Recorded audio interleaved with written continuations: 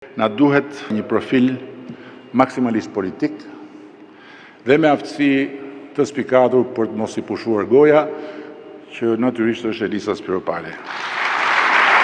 Tani,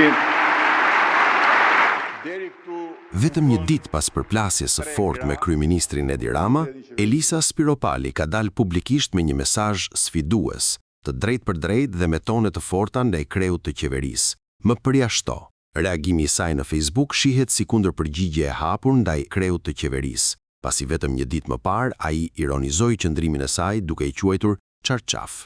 Spiropali e kthen frazën "më përjashto" në një sfidë politike ndaj Ramës, duke lënë të kuptohet se nuk pranon presionin dhe as heshtjen e imponuar. Nëse kritika është faj, më përjashto. Nëse nuk bindem verbërisht, më përjashto.